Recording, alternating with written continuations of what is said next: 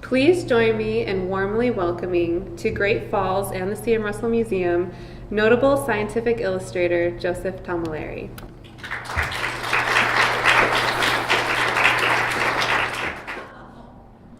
So I get asked all the time, how do you make a living drawing fish?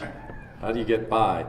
And most importantly, for artists in general, is when you do illustrations for someone, and when I do them, I always make sure that I'm signed on as an independent contractor.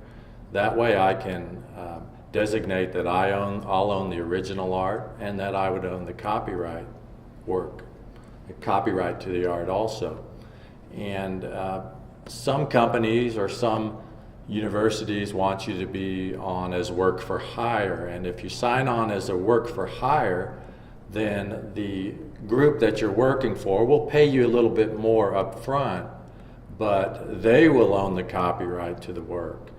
And especially with my work, and I have about close to 1,300 scientific illustrations now, and they're used in books and magazines and all sorts of other publications. But many of my pictures have been reproduced more than one time, and I'm technically supposed to get paid every time those pictures are reproduced. And when you have all the game fishes in North America, if someone needs to publish, for instance, a group, like I do work with Montana, for example. They need 20 or 30 game fishes. I've already got them done, and they can buy them from me as like a one-time right, or they could buy a right to use them for 5 years. Pretty much anything that I can invent as far as a term of use, I can sell. And I would never sell all rights, because then I would lose my copyright. But fish can be used in so many different applications. A lot of magazine work. I do a lot with like the In Fisherman magazine. I used to do Outdoor Life and some of the others, National Geographic. These kinds of magazines are always looking for fish illustrations. And if you've already got them done, like I do, then I can sell them at a decent rate. Because I have so many, they'll quite often use more than one for comparison and that sort of thing. Now, all my pictures are done in color pencil, and they're probably, I'd say, about 99.5% color pencil. Some of them, and I'll show you a video in a little bit, some of them have a little bit of watercolor in the background, and that's to when I'll scrape away some of the colored pencil, and it will show, the watercolor will show through as kind of the reflection of the scales, or what color the scales might reflect. Now, historically, scientific illustration of fishes has really been around probably since the, seriously I'll say, the really good illustrations since the late 1800s. And most of the older scientific work was done actually from the specimens, like I do, but it was done in pen and ink because color was so hard to reproduce then and so very expensive, and they couldn't reproduce it very well. But if you'll notice, I've got this marked as what's called a left lateral view. And the left lateral is kind of a convention among illustrators and scientists that the illustrator will always draw the fish facing to the left, or draw the left side of the fish.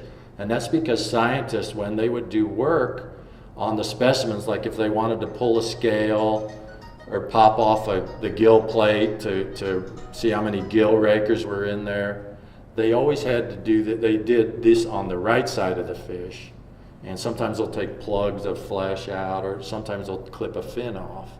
And so that's why illustrators always do the fish facing to the left, and I do that also, but occasionally you'll see the fish flipped in a publication just for aesthetic reasons, facing the other way. It's another old scientific illustration. And scientific illustrations like this one will have the correct number of scales on it and the correct number of fin rays. And this picture will show exactly what I'm talking about. A Chattahoochee bass, for instance, as a species, when the scientist describes it, they'll look at maybe 50 specimens and they'll get a range of how many rows of scales are on that fish. And when they do that, they're talking about this lateral line. You can see it's kind of a sixth sense for the fish, but there's scales along this line, if you can see that, this light yellow line. That's called the lateral line, and fish can sense things with it. But the Chattahoochee bass, for instance, has a range of 65 to 72 scales. And now my specimen might have 68, and so I'll try to put 68 on there. Occasionally something will happen and it might end up with 67.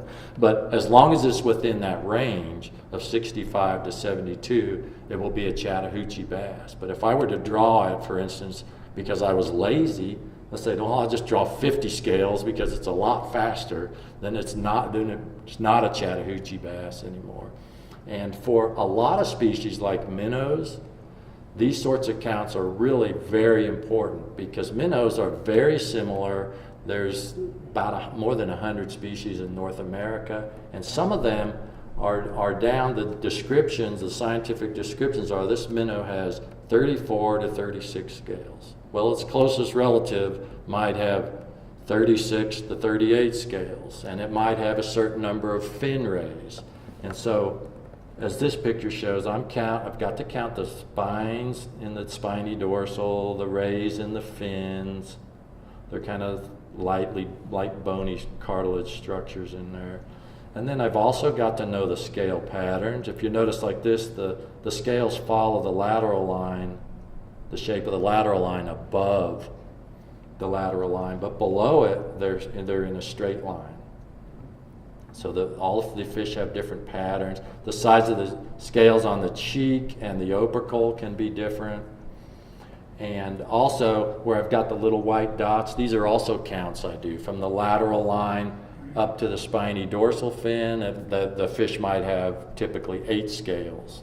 Well, I've got to get all these counts right because that's what makes that fish, scientifically speaking, that's what makes it a species. So once you catch a fish, we want to photograph it.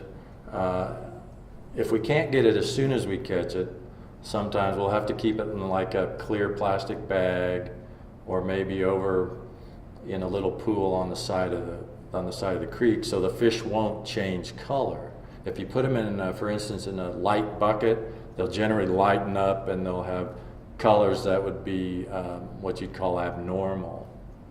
So generally as quick as you can, and when I take my photos for the fish, for the specimens, I'm taking them to just use as reference for color. They're not something that I'm ever going to publish down the line. So I'll just take individual photos of like the head maybe, and then maybe the tail, and things that I can use for my drawing.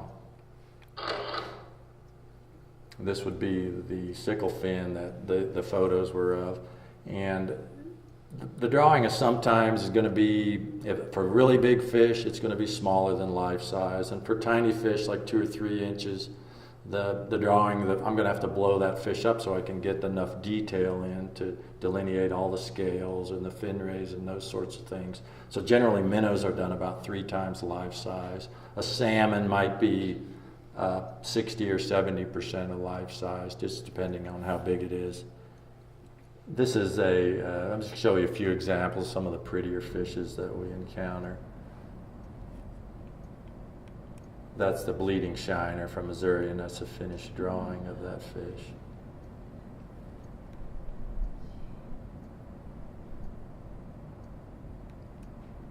This is a tangerine darter, and it's one of the most beautiful of all darters. It's really a spectacular fish, and it's like most darters are found in the southeastern U.S. There's none on the west coast or in Pacific drainages. I think Montana has a few, probably maybe have some orange throat darters and possibly Iowa darter. I'm not sure about that, but there are over 100 species of darters, and they are very colorful, and they cover the whole gamut of colors. Now, when I collect a fish, it's preserved in formalin generally before I draw it, and it has to stay in a 10% formalin solution for about a week to 10 days, depending on how large the fish is. This fish is from the Smithsonian, and this is a Mexican trout that was preserved in 1893, and it's one of the oldest preserved, it is the oldest preserved trout from Mexico, and it's one of the older ones that the Smithsonian has, and it was used for, so some scientists that were trying to take plugs of tissue to see if they could get DNA out of these fish that were preserved 100 years ago. You see that they lose all their color once they're preserved. And this fish is a Mexican trout, and this is from the Culiacan drainage from Arroyo Santa Rosa. And see how it's lost all its color. We call this formalin brown. And after the fish has been in formalin for about a week, it has to be then washed in water for about a week to get all the formalin out. And then it can be put in a solution of 70% ethanol and kept indefinitely in the ethanol. This is the same fish alive that we collect when we collected in Mexico. You can see how beautiful the colors is and how the colors disappear on it. So it's really imperative that that the photographs of the live fish are taken before that fish is dead, because and then before they're put in formalin, because the second they put in formalin, their color begins to change. Now I've got a little video on here about drawing this specific trout that will show you the process. I'll measure it and lay it out, and you'll see in the picture, you'll see me you see some watercolor come in. Eileen, try to. Let me try it again.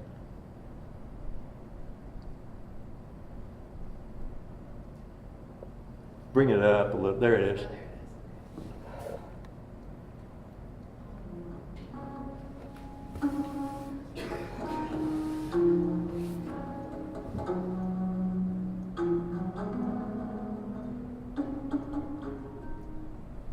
So this is about 13 inches long, this picture, and those are the par marks on the side, and now I'm going to come in and do the head, and then I'm going to put the watercolor in the background.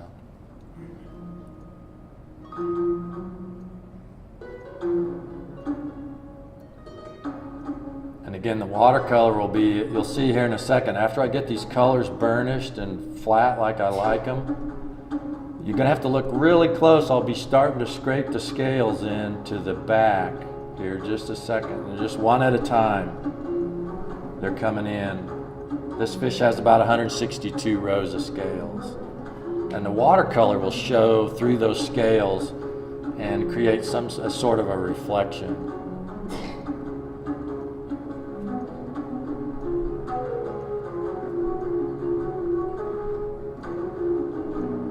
I believe there's scales going in on the bottom now.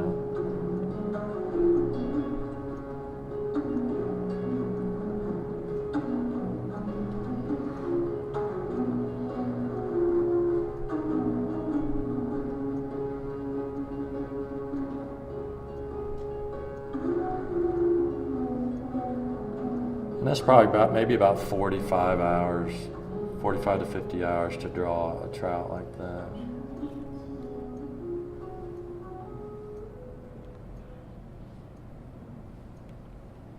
So you heard mention of Audubon in there, and the earliest that we were able to find in researching the trout of Mexico, the earliest reference to trout was from John Woodhouse Audubon, and the son of John James. And Audubon was traveling through in 1849 with a group, and they were ostensibly, anyway, trying to find a southern route to the gold fields of California, and he was doing some naturalist work on the way. But that put us on to trying to see if we could find trout in the Rio Conchos. Did Audubon know what he was talking about? So we set off searching and had spent quite a bit of time down there looking in the Rio Conchos watershed. The Conchos runs into the Rio Grande. So if we found a trout there, we kind of expected that it might have been a cutthroat trout that had come down the Rio Grande from New Mexico.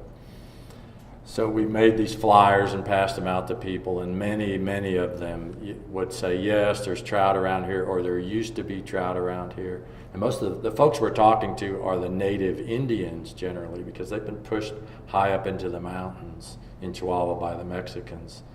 And they're the Raramari, or sometimes they're referred to as Tarahumara, and they're the great runners that you may have read about. But they have a name for the trout, and it's apari or aparique, so that's what they know it by. So when we're talking about trout, that's what we say, do you know, has visto esta trucha nativa, apari or aparique? So have you seen this native trout, apari, aparique?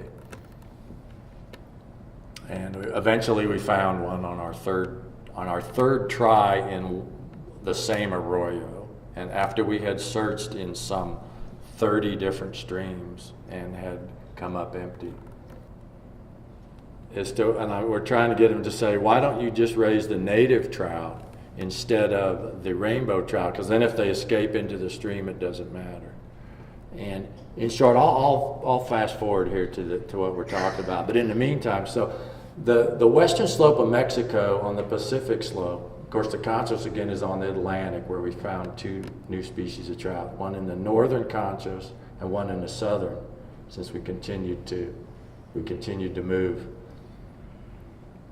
down when we were looking for the trout. And they're both very rare, but the Pacific slope has a series of canyons, many of which are as deep as the Grand Canyon. The Presidio, which is in Durango, the Sinaloa, the Yaqui, the Rio Mayo. And the trout are restricted to the very high headwaters of these streams. So even though the stream might be 150 miles long, there's generally there may only be 10 or 15 miles of stream that are cold enough to hold the native trout. One canyon we had to hike in, the Presidio, had to hike down 5,000 feet to the bottom because the guide told us there were trout down there with yellow bellies, which is what we're looking for. Until we got down there and found out it was something called a mountain mullet that he was calling a trout. Okay, that's all I've got with this.